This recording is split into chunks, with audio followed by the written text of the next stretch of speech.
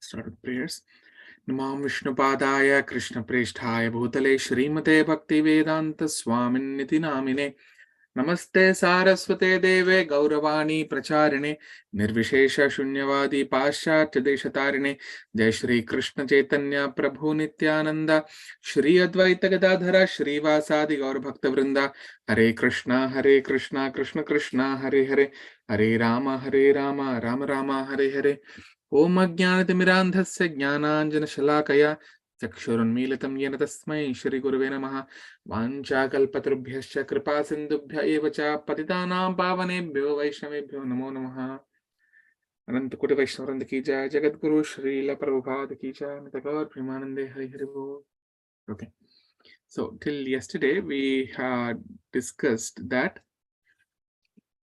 all the army, the monkey army surrounded the gates of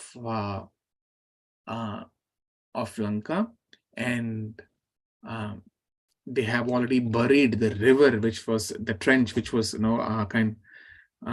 protecting Lanka from all sides. They buried that with all the stones and huge boulders and rocks from the nearby mountains, and with the trees as well. And they broke some archways which were on the outskirts of Lanka. And then the war started, okay, between the Lankapati, or between Ravana and the Lord Sri Ram. And we mentioned, like also mentioned, about who was fighting with whom. Okay, then so the war continued. They were all fighting. So this and what are the weapons of these monkeys? Basically, their nails, their arms, and the mountain peaks and rocks and these trees. This is what they were fighting with. Now, since this is an unrighteous fight, that means it is adharma. There is adharma on one side. The war continued even in the night. So normally it is customary that the war should stop the moment the night falls. But here the war continued even in the night, because Rakshasas, demons, they become very powerful in the night. That's what Lord Krishna also says in Bhagavad Gita, that demons are very active in the night. So then there were so many monkeys and demons, they were getting killed.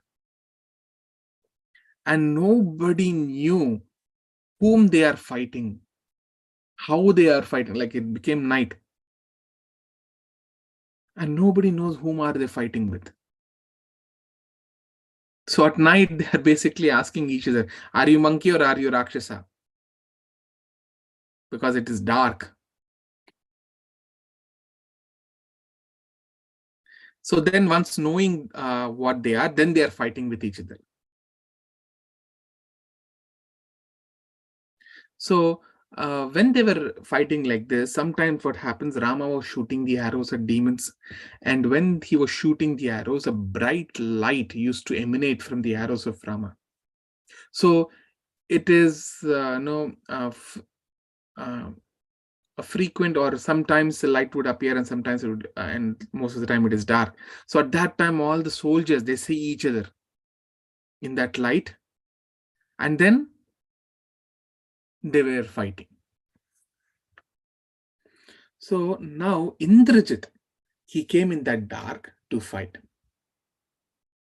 And he fights invisibly. This is Maya Yuddha, as we discussed yesterday.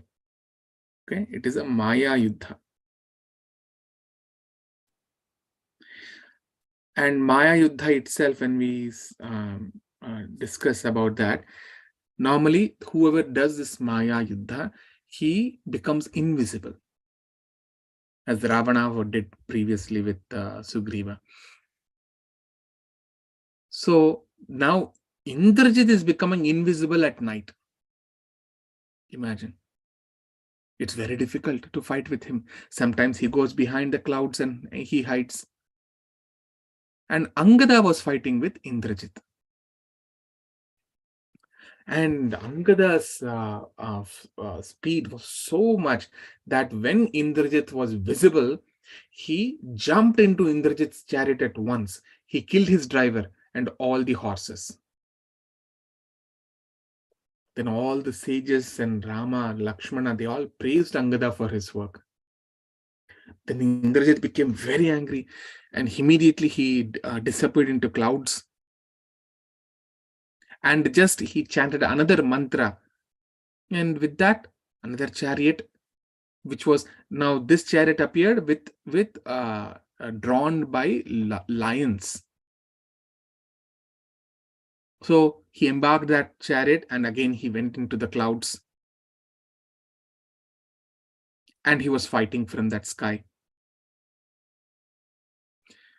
So, and you know who is Indrajit? Indrajit is the son of Ravana. Okay. So now Rama, he selected few monkeys who can travel very fast in the sky. They are Neela, Angada, Sharabha, Vinata, Jambavan, Samuprastha, Rishabha, and Rishabha Skandha. He selected 10 and they go into the sky and who can fly very fast and then find where Indrajit is. So these 10 monkey warriors, they tried to search everywhere, but they couldn't find him. So they all came back and told, no, we are not able to find Indrajit. Then at that time, Indrajit, he saw Rama and Lakshmana. Because he can disappear, he becomes invisible. So when he was invisible, he saw Rama and Lakshmana and he thought of killing them. He thought this war will be over the moment Rama and Lakshmana will be killed. And then my father Ravana will succeed. He'll become successful in this war. So he released Nagastras.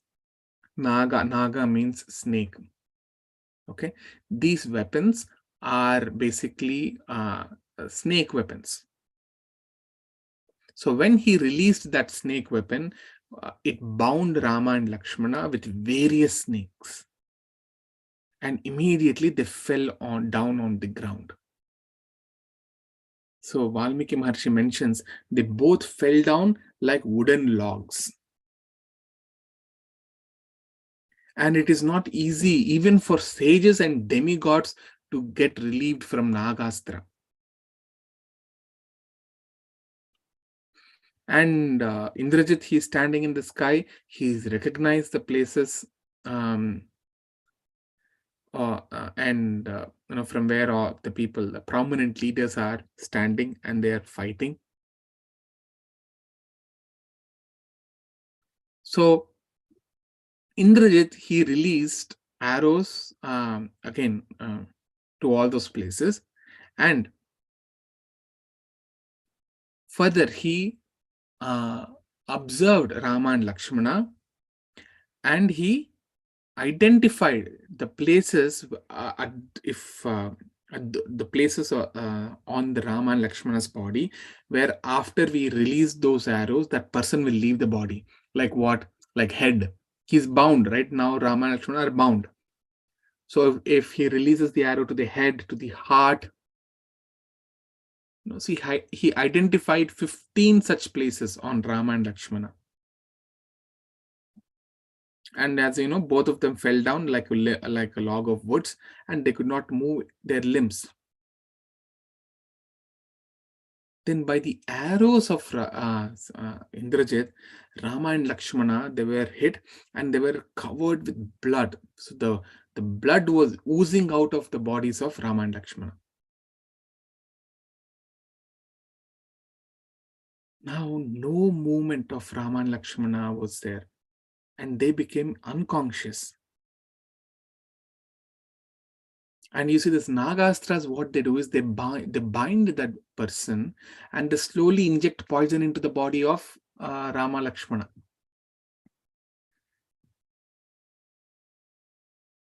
So the monkey, the Hanuman and all, they all were surprised. They were shocked to see that.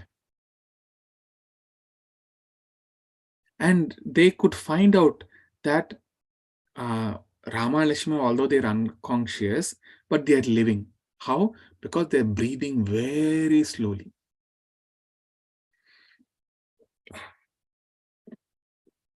So meanwhile, all the great warriors and monkey army, they came running towards Ram Lakshman. And Indrajit is laughing in the sky. He shot all such warriors who were coming towards, and they also fell down.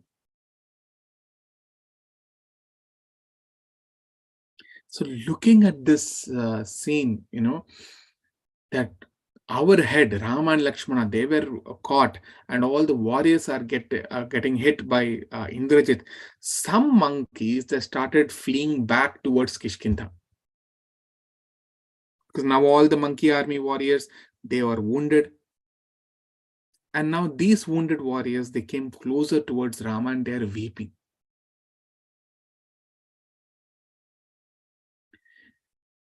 And now Indrajit, he thought that anyways Rama and Lakshmana, they have to die.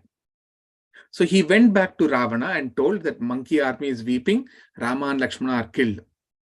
So you can live as you want.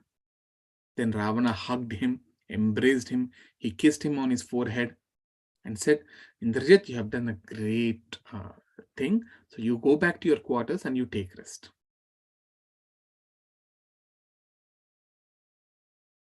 Now, what Ravana did, he called for all the female guards, okay, including Trijata. Okay, 1 minute. Yeah, you know who is Trijata? Trijata is the daughter of Vibhishana, and Vibhishana's wife is Sharama. So Trijata, along with all the others, other guards, they all go to Ravana. And Ravana said, now you all of you take Sita in the Pushpaka Viman, this plane, this aeroplane, and show her from the sky how Rama and Lakshmana are fallen down and are killed. And just don't land the plane there. After showing her, just bring her back. So now Sita Devi was shown. And when she saw, she started weeping. She wanted to embrace, hug Ramachandra and cry. But you see her plight. She wants to stand next to Rama and cry, but the demons are not allowing them. Then she saw Hanuman is crying. The monkey armies, all the leaders, they're all crying.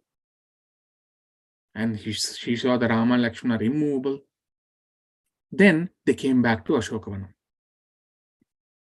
So after coming back, Sita Devi became so sad. She's crying and she's rolling on the ground. She doesn't know what to do. That time, Trijata, she came there. She said, my dear mother, how did you even believe that that was true? So because Trijata cannot say all this in front of the other guards, they will go and complain again to Ravana. So she said, how can you believe this? See, if you think that if they're dead, right, their faces will not be effulgent. Rama and Lakshmana faces were brilliant. They were effulgent. So they are not dead. They didn't die. And also the main thing, let me tell you, my dear mother, that a widow can never board a Pushpaka Vimanam, this aeroplane. A widow cannot board. That means Rama and Lakshmana are alive. And it also doesn't look as if the main king has left his body, is dead. No, there are no such signs. Because if the main king is killed, then all the monkeys, including the warriors, will flee. See, only some of the monkeys started going back, but not all. All of them are there. And those monkeys, if you see, they're protecting Rama and Lakshmana from all sides. They're looking at Rama and Lakshmana. I'm telling you the truth, even if the greatest demigods they appear, they cannot stand in front of Lord Ramachandra. Don't worry. All that I have told is Satyam, Satyam, Paras Satyam. It is truth, truth, and the highest truth. You don't worry.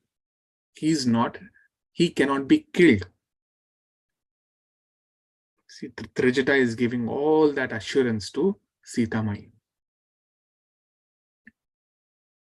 So now, you see, now, so snakes, they kept on injecting poison into the body of Rama and Lakshmana, and they will inject till they are dead. Okay, that's the Nagastra will do. But Rama, he got some conscious after some time, but he was unable to move. And he looked at Lakshmana and he cried. Oh, my Lakshmana, he's going to leave the body. And I'm not even in a position to wake up and hold him in my arms. What is the use of recovering Sita when I lose my brother? And Rama was again, I'll also leave my life. Because after returning to Ayodhya, if Sumitra, the mother of Lakshmana, if she comes and asks, where is Lakshmana? What can I answer? And Rama is feeling maybe the biggest mistake is to bring Lakshmana with me in this exile.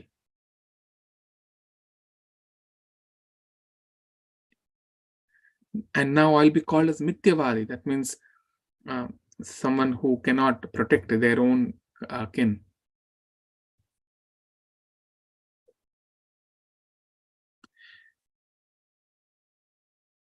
See, another reason he gives, you see, Lakshmana, if Lakshmana leaves, I'll also leave my body. But I promise Vibhishana will be the king. And now if I'm dead, I cannot make him the king.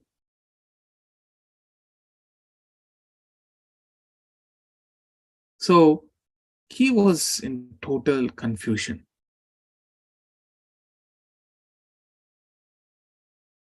And now Rama is telling Sugriva, along with Angada, Neela, and Nala, all of you go back to Kishkindha. Don't stay here. Ravana will send some more Rakshasas and kill you all. But all the monkeys, they are weeping. They became so fearful.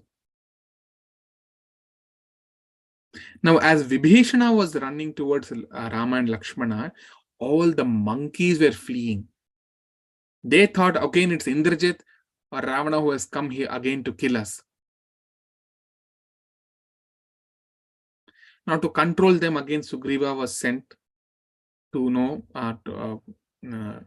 to bring them back and give them the confidence that it is not Indrajit, it is Vibhishana.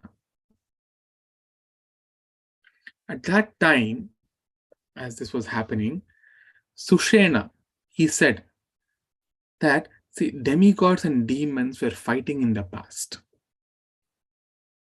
At that time, even if demigods were falling down and they're getting defeated in the hands of demons, some Aushadhi trees are medicinal trees. Aushadhi means medicine.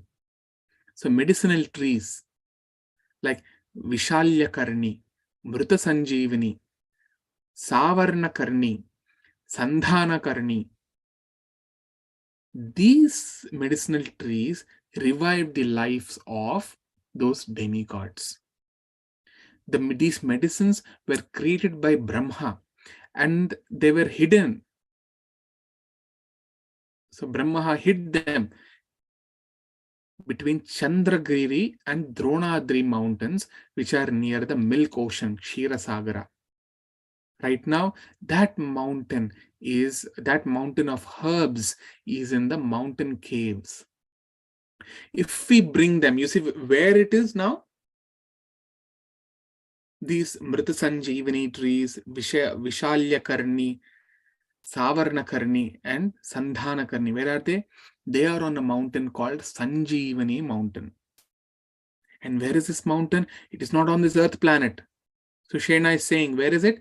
It is in the mountain caves near the Kshira Sagara. That means near the Milk Ocean. So there is a planet with Milk Ocean. So in that planet, there are mountains. In that mountains, now there are, you have this Sanjeevani mountain. So Sushena is saying, if we bring them, maybe we can try. But there is no guarantee. But now who will go and get it? So he said, I think we can send Hanuman to bring these medicines.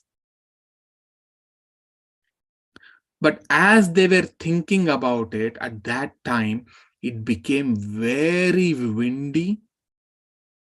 Okay. It was dark already. It became very windy. And Garuda Dev, with his golden wings flapping in the sky, he appeared. So the moment he appeared, all the snakes, they became fearful looking at Garuda Dev, and they left the bodies of Rama and Lakshmana.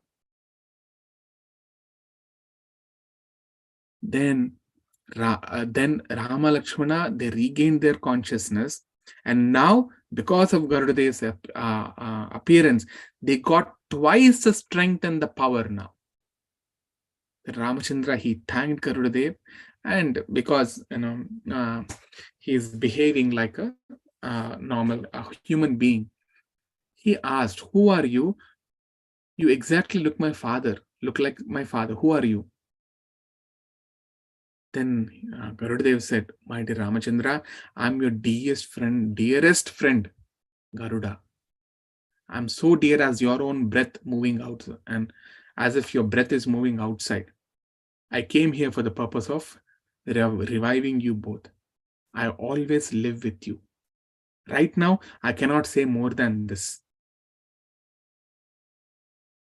So this Nagastra is very dangerous weapon. Not even demigods nor sages can release this Naga Bandha.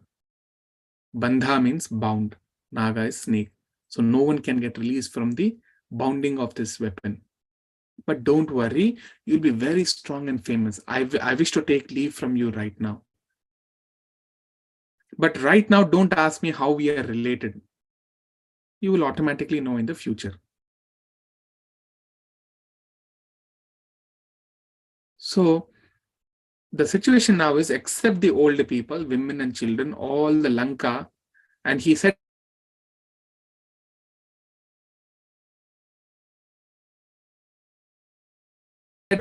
all the Lanka will get destroyed.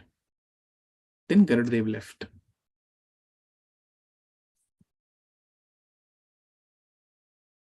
Hare Krishna, can you hear me? He just now said that my internet connection is not good. Can you all hear me?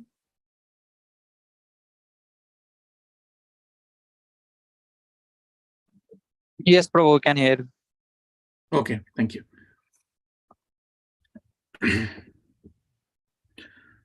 So the moment after, you see, this is the, as I said yesterday, from Padma Puran, when the incarnations come in, okay, incarnation Supreme Lord, they come in, they deny, first thing they deny is that they are Supreme Lord. Even though they show the proof, they deny.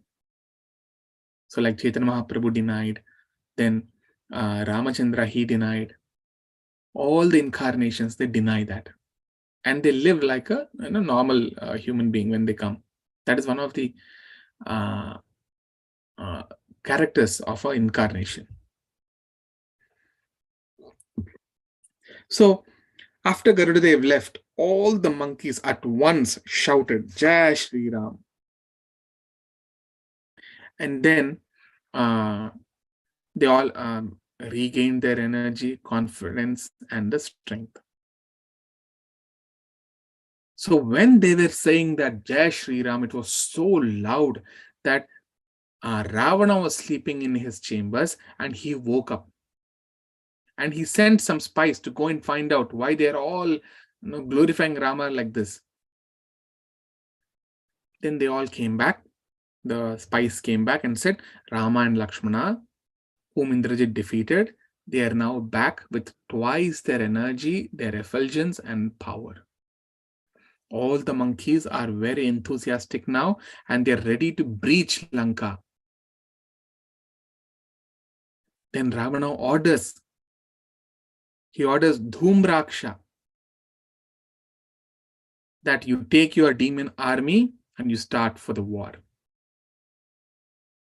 And Dhumraksha, as he was preparing, as he was going to wage the war, he could see all bad omens, many bad omens. Anti-clockwise, the birds are flying. Shakuna Shastra, it says, if the birds are flying in anti-clockwise around your head or around your army, that means the entire army will be vanquished. So he came there and he fought very strongly in the war. And all the monkeys, they were unable to face Dhumraksha. They took refuge under Hanuman. And they said, Hanuman, you take care of them. All of our monkeys, we are getting destroyed by his army and by Dhumraksha. Then Hanuman, he jumped at once and just with his palm, he smashed him into the ground. And now Dhumraksha was only a lump of meat, and that was seen on the ground. Nothing. Nobody could see his organs. Only a lump of the meat was seen. And the same thing happened even when Hanuman came to search for Sita Devi in Sundar Kanda. Same thing he did. Then Ravana was informed that we sent Dhumraksha and the army, the entire army is dead. Then Ravana sent Vajradamshtra to fight. So Vajradamshtra, he started with many weapons, releasing many weapons from his chariot. And he also saw bad omens, but he ignored them. And he started fighting. So many monkeys were killed in the hands of this demon. Then Angada, he came and he started fighting with him. Then Angada, he hit the demon with huge trees, the mountain peaks, the rocks, but still the demon, he falls down, he gains his conscience, and again he starts fighting back. Then they both did Malla Yuddha. Malla Yuddha means fist fighting. And both of them, they reached a point where they were coughing out blood. And they became weak. Then Angada became very angry. Then he took the golden knife from the demon itself and he cut his throat. Then this demon, Vajradamshtra, he died. Then Ravana was informed that Vajradamshtra and his army is again gone. Then Ravana, he sent another dangerous demon. His name is Akampana. And Akampana, he killed so many monkeys.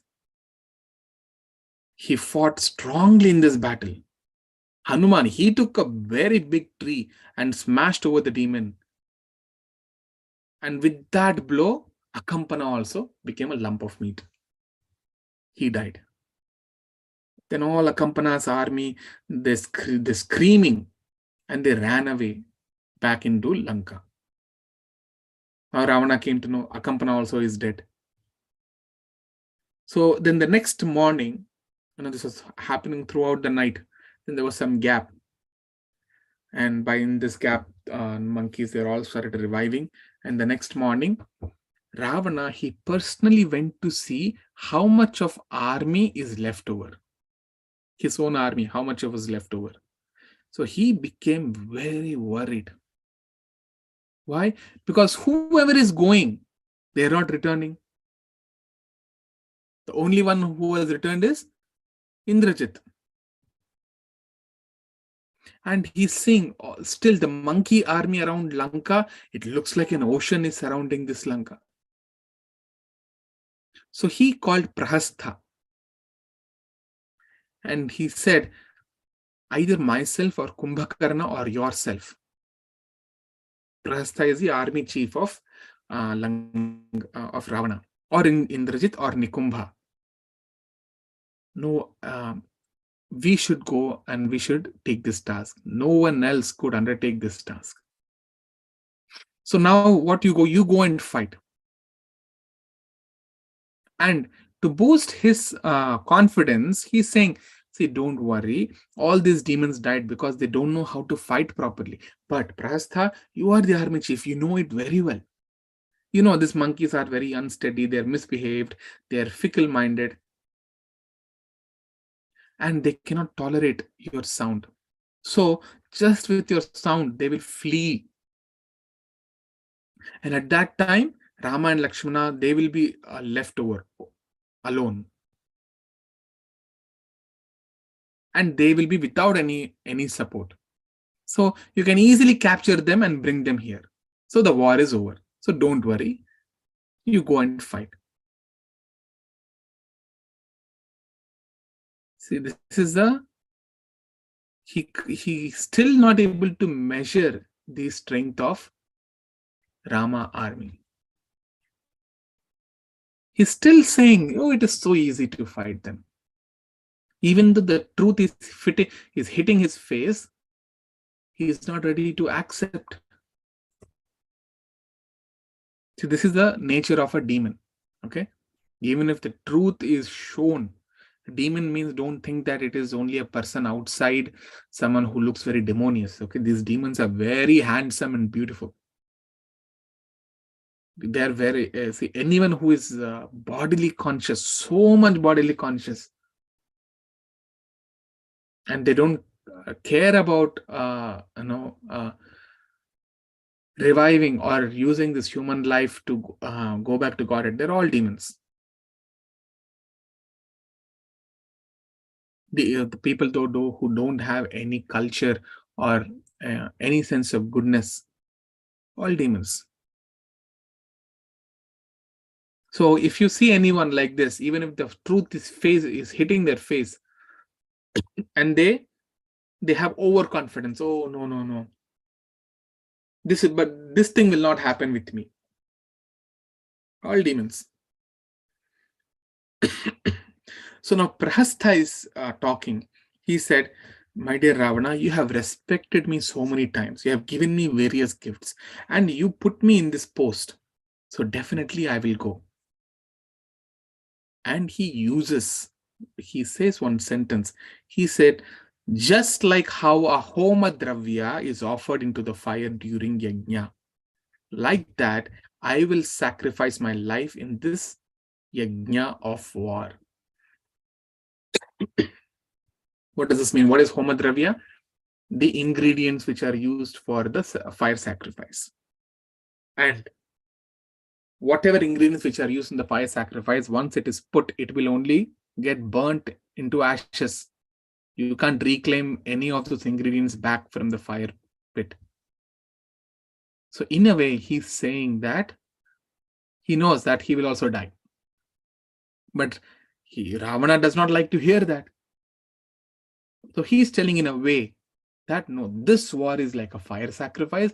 We are so pure as Brahmanas doing fire sacrifice. So I will go and get sacrificed. So before starting, he did a very huge fire sacrifice. He took the blessings of Brahmana. And he also faced many bad omens. Now, ignoring all that, with great sound and pomp, he marched with his army towards Ramachandra.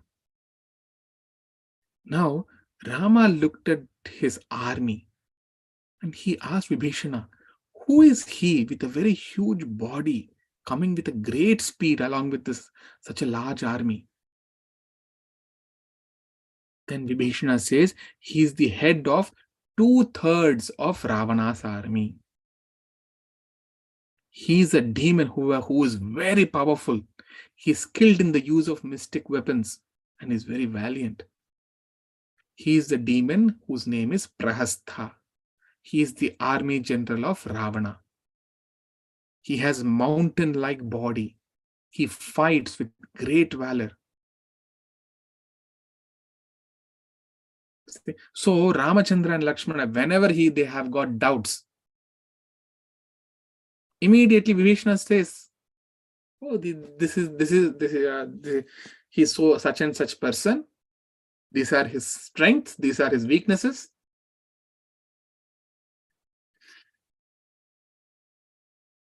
So Rama's army all automatically knows what they can do, and they fight accordingly. So now Neela was fighting with Prahastha, and there was a vigorous fight. Then Neela, he took a huge mountain, not just mountain piece or piece of the mountain. He carried a mountain itself, and he dropped over Prahastha.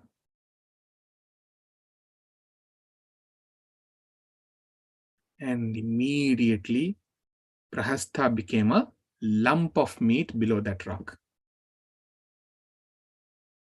Then Ravana was informed that your army general is also killed.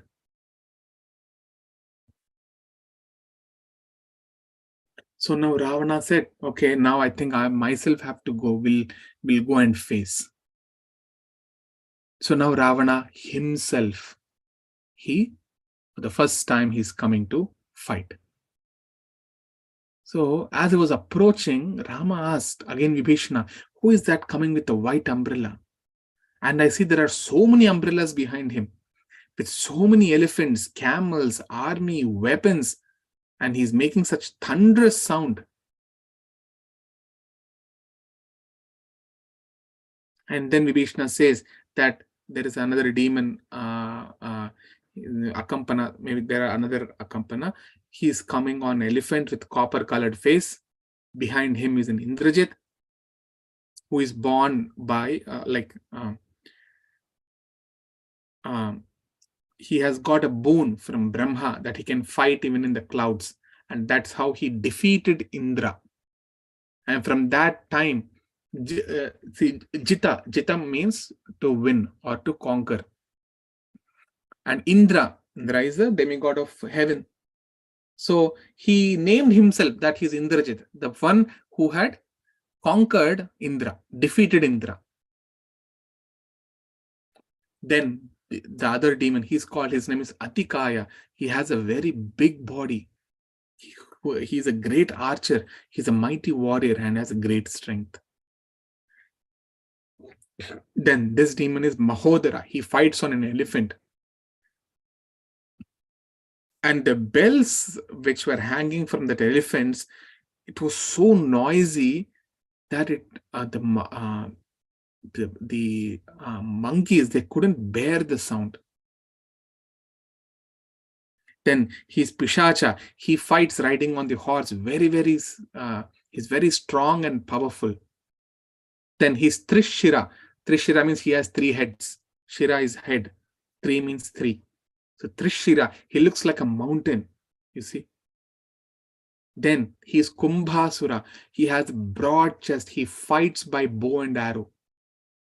Then he said these are Narantaka, Nikumbha, all of them. He says these are all great people, in the great Rakshasas, demons in the army of Ravana.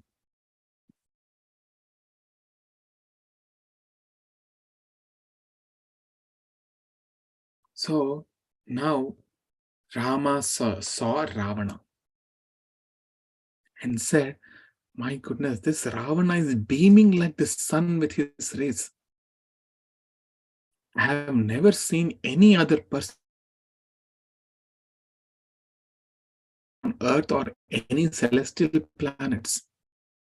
But looking at this Ravana, I'm becoming very angry because he has kidnapped the innocent Sita Devi.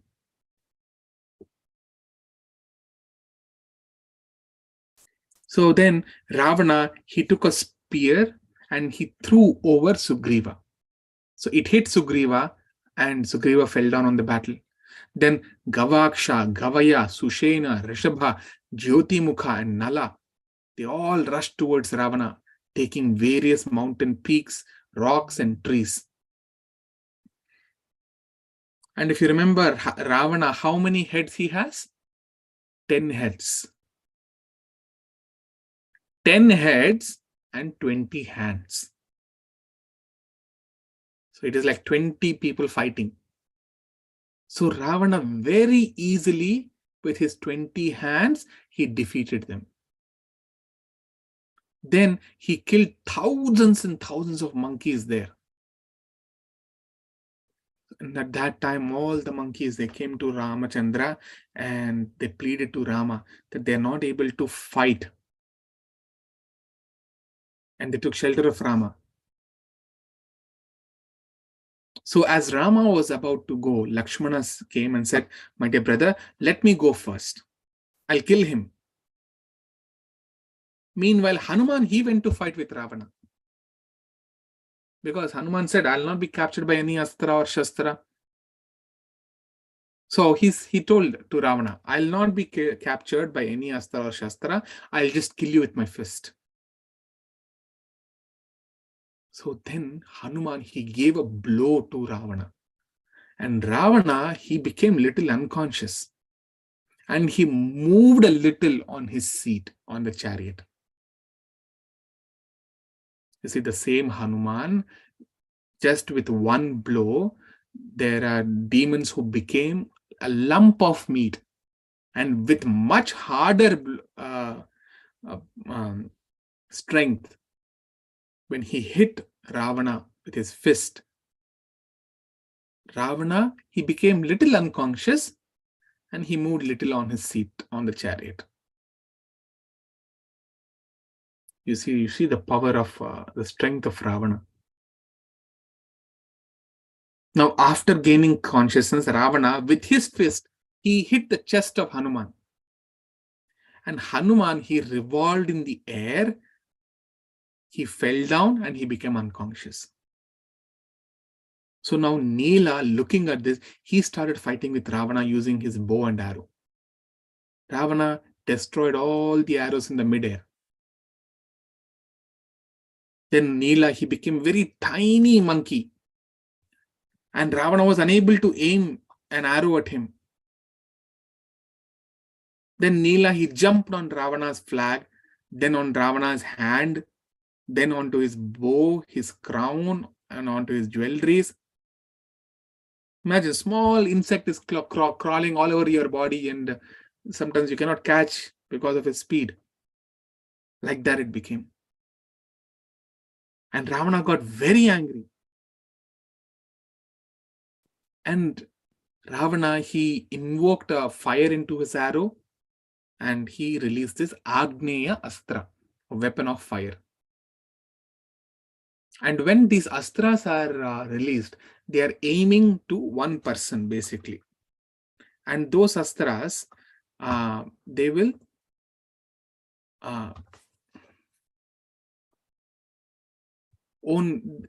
not miss their target. That astra will directly go and point to that person only. So now Nila Nila was born of Agni. Okay, so he was born out of the Agni Dev.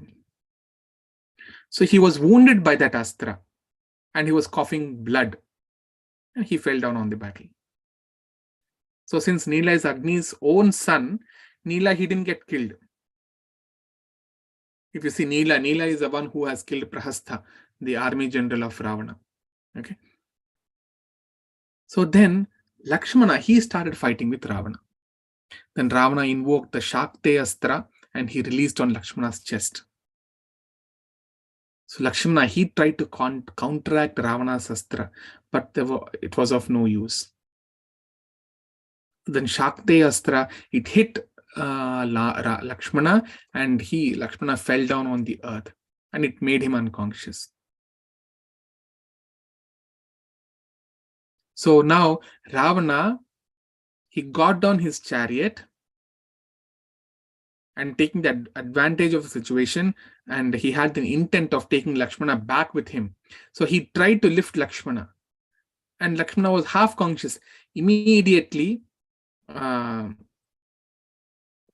Lakshmana, he became extremely heavy for Ravana to lift. So Ravana was unable to lift Lakshmana at all.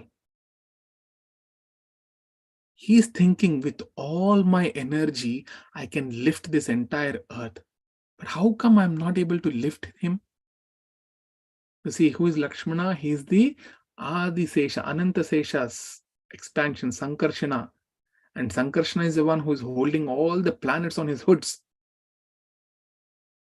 So he can show his power. So meanwhile, Hanuman, he regained his consciousness and he saw Ravana's effort to take Lakshmana back. And he became angry. And with his fist, he struck the chest of Ravana. Then, with all, even of that power, Ravana, he just fell on his knees and he became little unconscious. So at that time, Hanuma, he took Lakshmana away from the battlefield to a very safe place. Now, Ramachandra, he's getting ready to fight with Ravana. So Hanuman said, you don't have any chariot. So you sit on my shoulders and you fight with Ravana. So then Ravana, he regained some conscious. He went back to his chariot and he was ready to face Ramachandra. Then Ravana, he released many arrows on Hanuman, who was carrying Rama. And now blood was oozing out of his body like different rivers which are flowing in the mountain. So Rama was looking at Hanuman. He became very angry and thought how Ravana can hurt his devotee. So now Rama, he released arrows that no one could anticipate. It was the flood of arrows that were coming. So Rama, with his arrows, he shot the umbrella, the flag, the chariot, the wheels, the chariot driver, the horses. All of them at once, they fell down. The whole chariot was destroyed. So now Ravana was without any chariot and chariot driver. He's standing on the bare ground.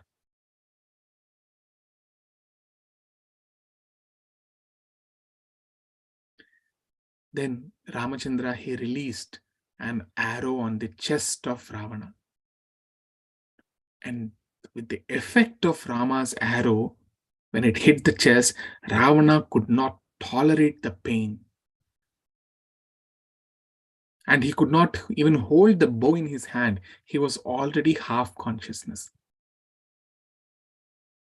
And Rama, with another arrow, he destroyed all the crowns on Ravana's head.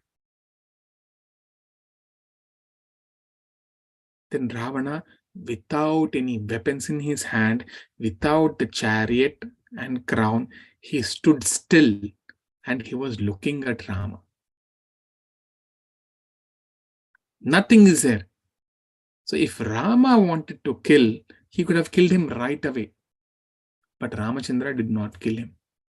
So Ramachandra said, Ravana, till now you fought with so many monkeys. You became tired. You don't have energy. You have lost the chariot. You have no weapons. I'll leave you tonight. You go back to your place and take rest. I'll kill you when you hold the weapons in your hands. So this is the Yuddha Niti. That means it is a custom that when the opposite side is not holding the weapons, then the other side will also not fight. So even if they don't have any weapons, this side will give him the weapons and ask him to fight. That is a true fight.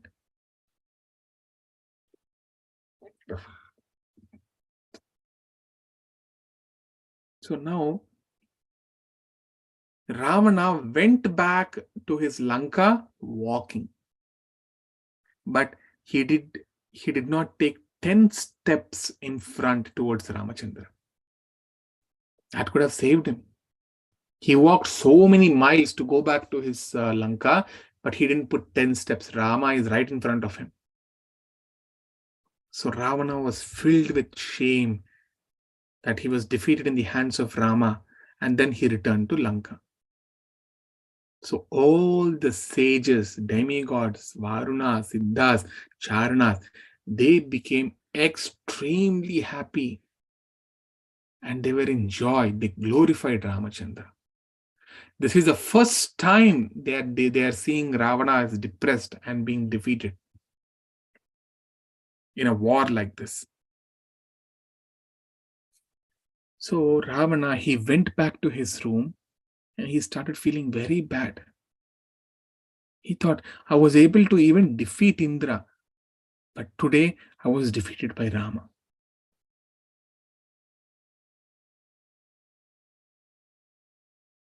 And then he started remembering all the curses. See, when we utterly fail, we'll be thinking, have I done any past sins that it is torturing me right now? Like that, he started recounting all, remembering the curses. And he thought, once I was full with pride. At that time, I was fighting with Anaranya and I tortured him. That time, he cursed me. He said that in his race, there will be a man who will be born and who will slay me in battle, who will kill me in the battle along with my sons and ministers and army, the horses and charioteer. I was formerly cursed by Vedavati when she was humiliated by me. Looks like the same Vedavati is born as the most fortunate Sita, the daughter of Janaka. I remember the curses given by Parvati, the consort of Shiva. I remember the curses given by Nandishwara, the attendant of Shiva. I was even cursed by Rambha, the wife of Nalakuvara and Punjakasthala. I was also cursed by Punjakasthala, the daughter of Varuna. Now, see how many curses he's having. And then he's saying, maybe the words of the sages, they never go wrong, or they will never prove false. And now he's thinking, who can relieve me from these curses? So he remembered Kumbhakarna. Okay. So Kumbhakarna is the brother of Ravana. And he's thinking, okay, it's only, and as I mentioned, that Kumbhakarna, he sleeps for 6 months and then he wakes up. Again, he sleeps for 6 months.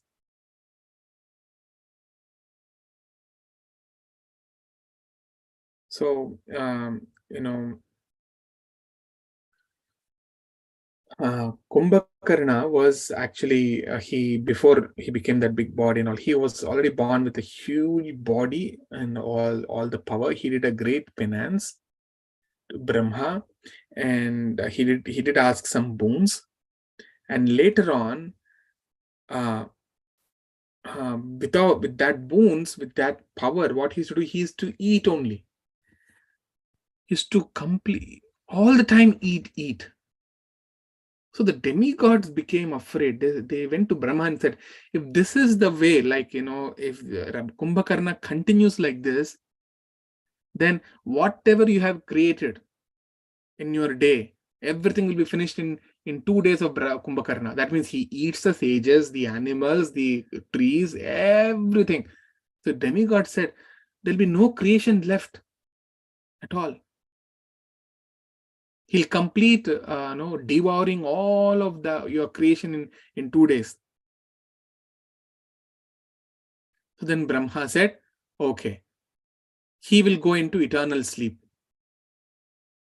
Then he came running. Oh, Brahma, you gave this boons, but no, please, how can you do like this? Kumbhakarna and his father, they all begged. Then Brahma said, okay, all right, now maybe you will be awake. only for some time, and you'll be sleeping most of the time.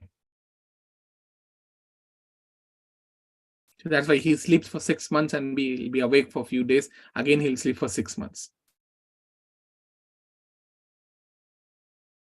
So Ravana knew that, okay, it's only 9 days since he has gone to sleep. So he'll be in a very deep sleep. But he has to be woken up now. So Ravana, he sent some servants to wake him up. And those servant demons, they are finding it very difficult to enter his room only. And how big his room is? A huge room. Imagine you wanted to maybe his room is like an A1.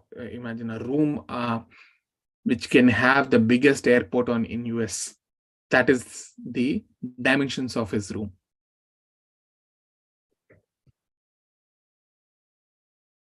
It is said that it is 1 yojana wide and 1 yojana long. That means 8 miles wide and 8 miles long is the dimensions of Kumbhakarna's room. He's so big. So the servants are there trying to enter the room, and they're not able to enter his room. Because of why? Because of his breath. When he exhales, all the demons are flying away in the sky, and they're falling down after flying for some time. And when he inhales, they're all, as if a typhoon has come and it's sucking them off into his nostrils. So the demons, they tried somehow, they stabilized themselves and they try to approach near Kumbhakarna. And here Valmiki Maharshi mentions the nose holes were looking like huge caves of mountains. His mouth was like Patala Lok, entire planetary system. And what Kumbhakarna drinks to quench his thirst? Not water, he drinks blood.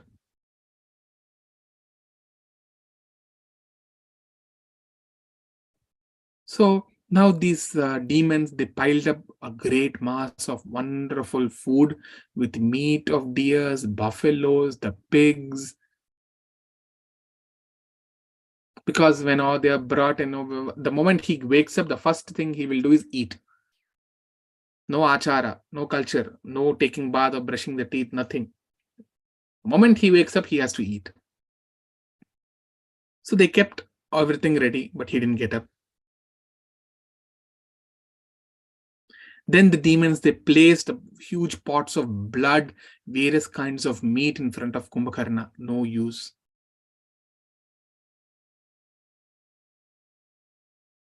Then they rubbed Kumbhakarna's the body with fragrant, the most rarest sandalwood, which is very fragrant, and to refresh him with all the fragrant garlands and oils, perfumes, but he didn't get up. And it is said when he is exhaling and inhaling, you see, when you eat, right, your breath also smells like that. So when he inhales and exhales, all that foul smell is coming. So then they tried, shouting, crying out noises, and those sounds were like thunder. He didn't get up. Then they blew conches, they made tumultuous sounds on various drums, musical instruments. Still he didn't get up. Now all the army is clapping their hands. No use. Actually, when they were clapping the hands, when they're making these sounds, the birds which were flying in the sky, they died hearing the sound vibration. In the sky, they were flying in the sky, suddenly they dropped and they died because of sound. But Kumbhakarna was not getting up. Then they brought so many spears, the maces, the bars, all other weapons. They tried to poke him. See, all these huge bars were only like a small needle on his body. That huge his body was. Imagine his body was like a mile long.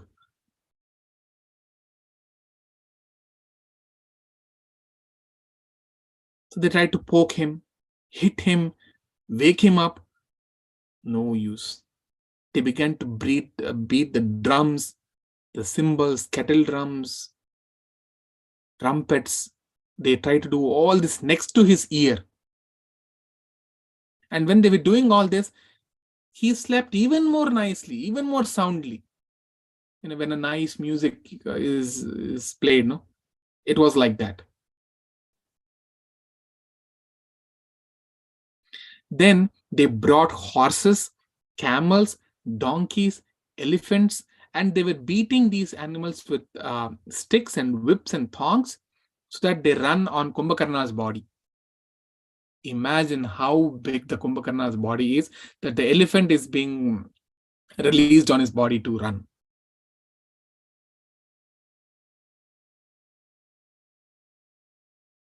So they were, see, all this is constantly happening, but there was no use. Then they beat 1,000 drums all around with sticks of refined gold. Some were beating drums, some were shouting, some were, tearing his hair. Some others are biting his ears and nose.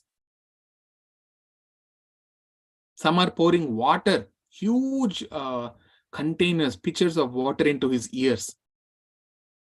But Kumbhakarna, he's plunging into very deep sleep. 1,000 elephants ran up and down on his body. When this was done, he just lightly woke up because he became aware of the pressure. And then the moment the demons saw he was getting up, they all ran away. Because he knows the moment he wakes up, he will see someone and he'll take them and put him in his mouth. He'll immediately eat them.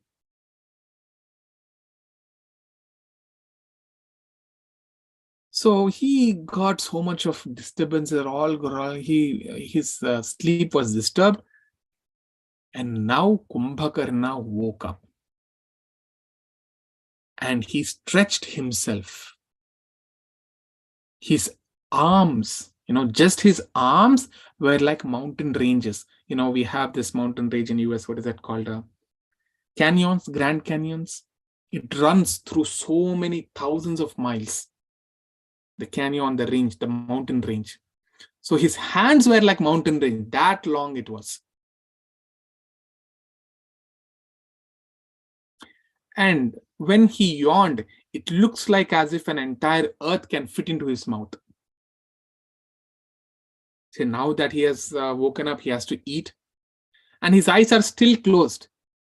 And he's searching for food with his hands.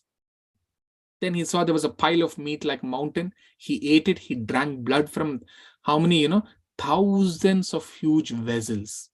He drank blood. Then he ate so many animals.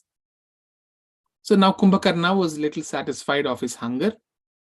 Then the servant demons, they approached him. Now he's shouting. Not even shouting. He's just normally speaking, but just by his vibrations, again, the birds are the sound of his voice, the birds are falling down. Now he asks who has woken him up. Then the Upaksha is the minister of Ravana. With his folded hands, he comes forward. And then he says, my dear Kumbhakarna, there is no threat whatsoever at any time for us from celestials or demigods. But a mere man is driving us back by his tumultuous tremor. He is chasing away crazily. He is Ramachandra. And whose wife has been abducted by Ravana. Already by this time, Hanuman has come and he set fire to this Lanka city and he has killed the Akshakumara. And now your brother was defeated from Ramachandra and he's sitting depressed in his palace. So please go and meet him. And Kumbhakarna said, sure, I will go now itself. And I will go and I will wage war against Rama. But Yupaksha said, no, first please meet your brother. Then Kumbhakarna, he took bath, he became thirsty. Again, to quench his thirst, he consumed 2,000 big barrels of liquor. So now Kumbhakarna went to Ravana's palace, and is walking on the main road of Lanka. See, he's walking on the main road of Lanka. At that time, all the monkeys who were outside the wall, they saw, and they became terrified looking at its form. Imagine, we have the Burj Khalifa, the huge building, and that building is moving. Anyone can see, even if it is closed within a wall, right? Or the, what is it called, Empire State Building or something. They're all walking. How it will be? So Rama asked Vibhishana, who is this? Such huge form. I have never seen him. Then Vibhishana said, he's the powerful Kumbhakarna, because his karna means ears. He used to have huge ears, and he used to hang huge pots as his earrings. He is the son of Vishravasa. He has conquered Yama and Indra, Yamaraj and Indra in his battle. There is no other demon corresponding to which is compared to the size of his body. He is my brother. There is no one in the Rakshasas and who is as big as him. Seeing this mighty Kumbhakarna with his eyes and the spear in his hand, the demigods, they were unable to kill him. And they got confused. Maybe he is that Yamaraj. He is a demigod of death. And this Kumbhakarna, he has got all this energy, but not just by some penance. He got this energy by birth. Even his hunger is high. We cannot count how many animals he will eat to satisfy his hunger. And once Ravana was fighting with demigods, at that time Kumbhakarna came there.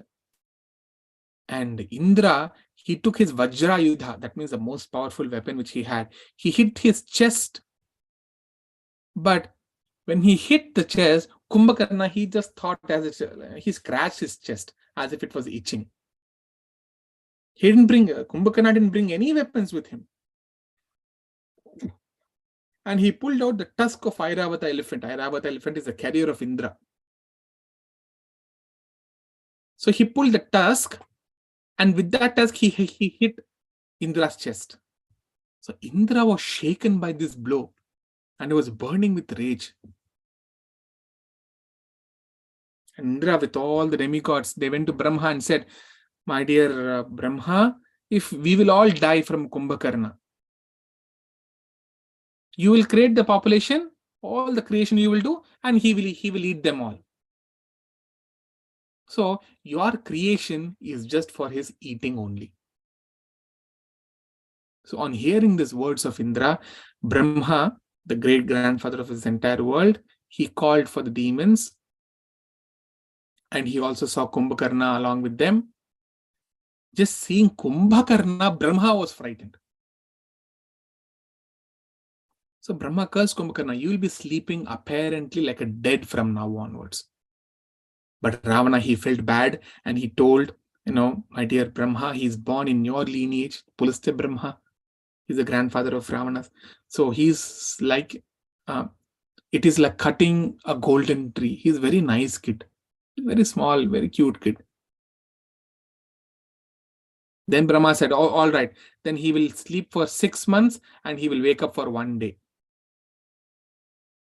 So for that 1 day, whatever I've created in this nature will be sufficient for his food.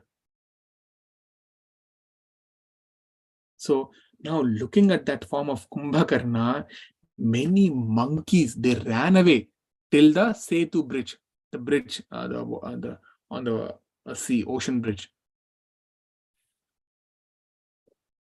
So now Vibhishana told, because they need to control all the monkeys. Vibhishana said, don't tell Kumbhakarna is a demon to monkeys. Tell them that it is a machine, some kind of a machine. Sometime they take this machine out for a procession in Lanka. And tell them, when this machine comes, all of you hit with huge trees and rocks. The machine will fall down. So all the monkey army, they came back. And to face that machine, we have to hit with rocks. So they all uprooted all the trees, the rocks, the mountain peaks. And all are waiting at the gate for that machine's arrival.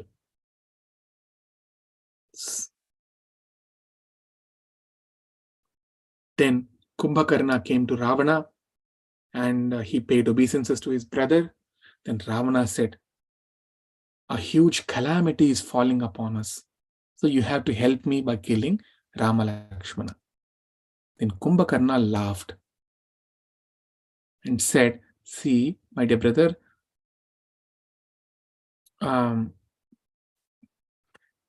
already everything I've been told, I told you, and your minister also, they all said, without consulting them or without consulting our ministers and us, you brought Sita here. Even after that, you didn't listen to our brother Vibhishana and ministers. So you will have to face this calamity. Without considering the time, the place, the circumstances, you're acting as you like. That's why you have to face so much. You heard so much and learned so much from the Vedas, Artha with dharma, moksha with dharma, kama with dharma, but you haven't aligned your desires with dharma. And your enemy, Ramachandra, he has left his kama and artha for what? For the sake of dharma. So this is the war between dharma and adharma. That means righteousness and unrighteousness. And you kept all those ministers with you who can't boldly tell the shastras to you and the dharmas to you. They are animals. They only tell what is pleasing to you. You are in irreligiosity. Actually, Vibhishana has told, he is our brother. He said, you return Sita to Rama, this war will stop and we will all be happy. But you didn't listen. See, Kumbhakarna, he rebuked Ravana left, right and center.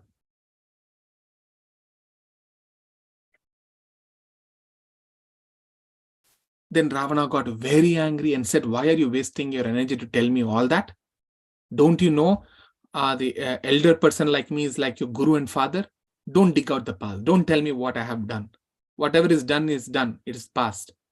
Tell what has to be done right now. See, Ravana likes only to hear what he wanted to hear. So if you wanted to help me, then go and fight in the war. Then after listening to him, Kumbhakarna said, you are my elder brother. As you wish, I will fight. Then, but he said, brother, if you at all die, then it will be only after me. So you see, this is not the war for land or dharma. It's not a dharma yuddha. Here Ravana has abducted Sita. Her husband is coming here to rescue her.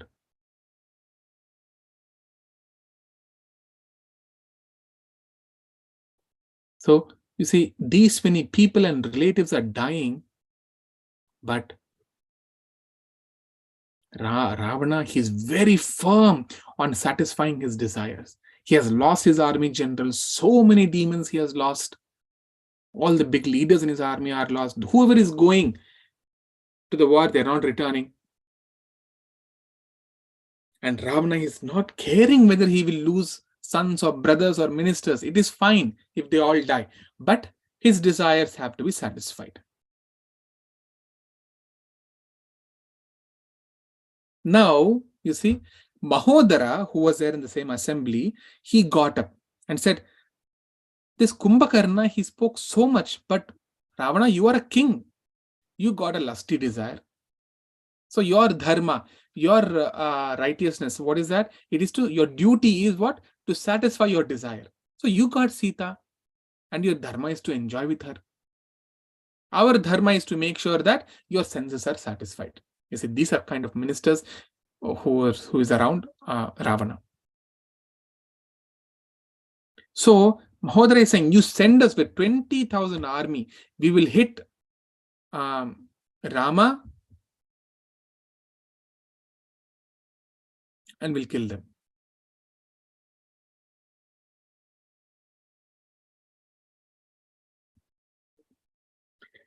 And then he gives another what is that idea, that okay, maybe if we are not able to win over Rama, what we will do, this 20,000 army you send towards Rama, we will be hit by Rama's arrow, then we will run away from there, we'll come back to Lanka, and then we will all shout that Rama is killed and we defeated him. Then you give us various gifts, just like how Rama is killed. Then you advertise everywhere in Lanka that Rama is killed. You don't go to Sita, because if you go to Sita and tell that, she will doubt you. But what will happen? She will hear this sounds that Rama is killed. And she will have no choice. Immediately, she'll be ready to accept you. You see what kind of minister? Kumbhakarna immediately said, because of this minister's Ravana, you're getting destroyed. He was very angry at Mahodara and others. So now Kumbhakarna, he became ready. He went to fight. He was getting ready and he is going to fight. And from this, we will discuss tomorrow. We'll discuss the remaining story.